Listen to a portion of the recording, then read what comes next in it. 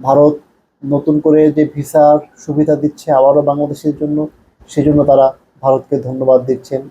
শত শত মানুষকে দেখলাম সেখানে তারা অপেক্ষা করছেন, লাইন ধরে আছেন। দর্শক, গত 1.5 বছরে ইউনূসের আমলে ভারতের সঙ্গে এক প্রকার সম্পর্ক বিচ্ছিন্ন হয়ে গিয়েছিল।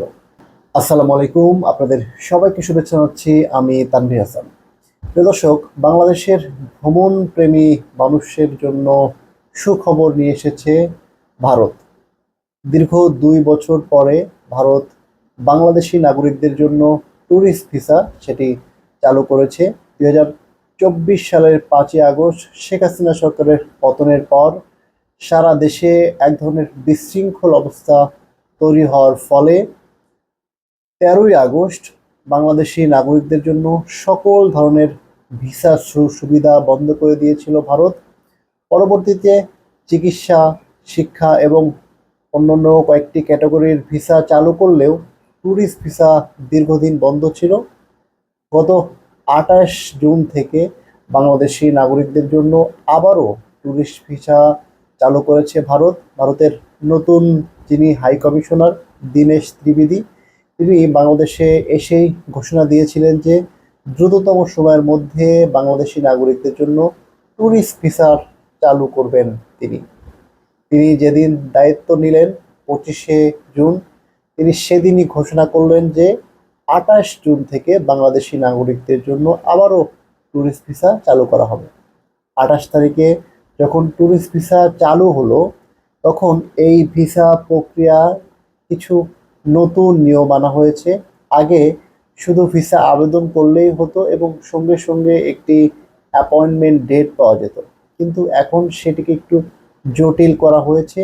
ভিসা আবেদন করার পরে আপনার যে ডকুমেন্টসগুলো রয়েছে সেগুলো আবারও আপলোড করতে হবে। তারপরে ভারতের যে ভিসা সেন্টার রয়েছে আইভ্যাক, তারা আপনাকে সেই কাগজপত্র জমা দেওয়ার জন্য একটি নির্দিষ্ট সময় দেবেন। সেই সময়ে গিয়ে আপনাকে কাগজ জমা দিতে হবে। এই যখন পরিস্থিতি, এই পরিস্থিতিতে গত 28 জুন প্রায় 1 লক্ষের উপরে ভিসা প্রত্যাশী যারা রয়েছেন তারা ট্যুরিস্ট ভিসার জন্য আবেদন করেছেন। বুঝতেই পারছেন যে এই সংখ্যাটা অনেক বড়, 1 লক্ষ।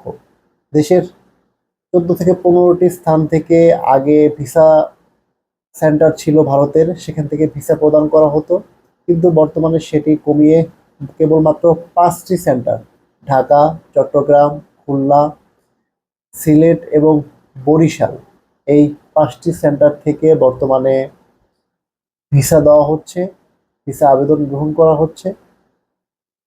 এই 5টি সেন্টারেই লক্ষাধিক আবেদন পড়েছে। গতকালকেও ভিডিও দেখছিলাম বেশ কিছু সামাজিক যোগাযোগ মাধ্যম সহ বেশ কিছু মাধ্যমে, যে ভিসা প্রত্যাশীরা দীর্ঘ লাইন ধরে আছে যমুনা ফিউচার পার্কের সামনে। সেখানে তারা কথা বলছেন যে ভারত নতুন করে যে ভিসার সুবিধা দিচ্ছে আবারও বাংলাদেশের জন্য, সেজন্য তারা ভারতকে ধন্যবাদ দিচ্ছেন। শত শত মানুষকে দেখলাম সেখানে তারা অপেক্ষা করছেন, লাইন ধরে আছেন। দর্শক, গত 1.5 বছরে ইউনূসের আমলে ভারতের সঙ্গে এক প্রকার সম্পর্ক বিচ্ছিন্ন হয়ে গিয়েছিল।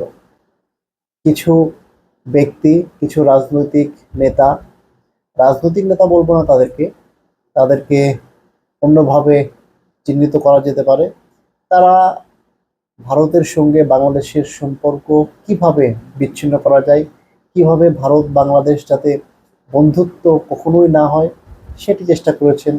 সেটি সরকারের থেকে অনেকে করেছেন, সরকারের বাইরে থেকে অনেকে করেছেন, যারা সমন্বয়ক ছিলেন তাদের অনেকে চেষ্টা করেছেন। দু একজনের নাম বললে বলা যায়, হাসনাত আবদুল্লাহ, সার্জিস আলম, নাসিরুদ্দিন পাটোয়ারি, নাহিদ ইসলাম, আসিফ মাহমুদ, এবং সরকারে ছিলেন আসিফ নজরুল। খোদ ইউনূস সে নিজেই চেষ্টা করেছে, সে ভারতকে হুমকি দিয়েছে যে ভারতের 7 সিস্টার্স অশান্ত করে দেবে, লাভ লাভ লাভ অনেক কথা। কিন্তু শেষ মুহূর্তে গিয়ে তাকে ক্ষমতা ছাড়তে হয়েছে, এবং ক্ষমতা ছাড়ার পরে যখন একটি গণতান্ত্রিক সরকার দেশে এসেছে, তখন ভারতের সঙ্গে আবারও সুসম্পর্ক তৈরি হচ্ছে। আবারও দুই দেশের মানুষের মধ্যে একটি আত্মার বন্ধন আবারও ফিরে আসছে। আমরা দেখেছি যে ভিসা প্রক্রিয়া চালু হওয়ার পরে ভারতের কলকাতার যারা ব্যবসায়ী রয়েছেন তারা সেখানে মিষ্টি বিতরণ করেছেন।